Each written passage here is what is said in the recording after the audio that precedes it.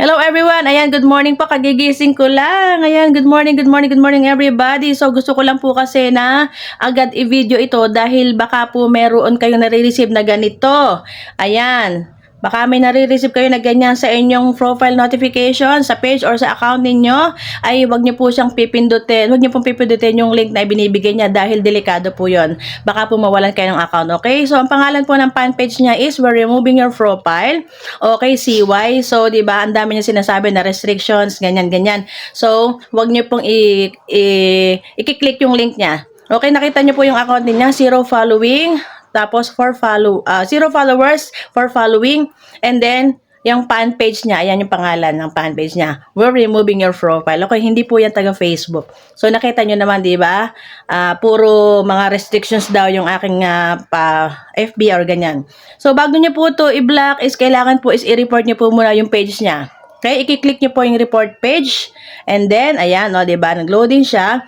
So, pipindutin nyo lang po dyan, what do you want to report? Okay, kayo na po ang bahala kung ano ang gusto ninyo. Basta makikita nyo po yung ganyang options. Okay, and then, i-click po natin dito syempre is fake page po. Okay, ayan po ay mga ibang lahi siguro yan na gustong kumuha ng inyong mga page or inyong mga Facebook account. I-click po natin ang fake page. Okay, and then, excuse me, sunod po ito, who or what it is pretending to be. Okay?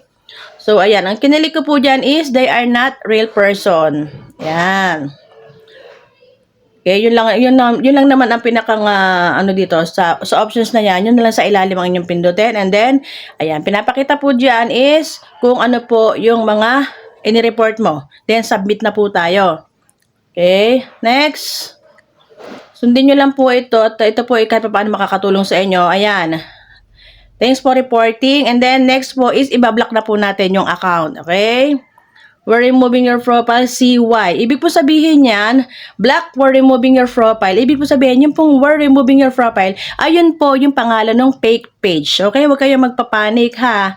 Dahil baka bigla nyo nalang pindutin yung link niya. Sorry, mawawalan kayo ng account. And then, i-click po natin yung black. And then, yung black sa ilalim. Ganun lang po. Report, then block. Dito po sa mga nakikita natin na we're removing your profile. Ayun po ang pangalan ng kanyang page. Okay. Siyempre, nung una natatakot din ako kasi may mga nakikita ako na ganito sa aking profile notification. So, siyempre po, sabi ko, ano, sino to removing your profile? So, napag-aralan namin. Yan. Kaya po, ayun ay isang fake page at pag kayo sinenda niya ng link is huwag niyo pong pipindutin yan dahil doon po nagsisimula ang pagkawala ng ating mga account. Okay? Sana po nakatulong. Pasensya na kayo. Nagigising ko lang. Thank you and God bless.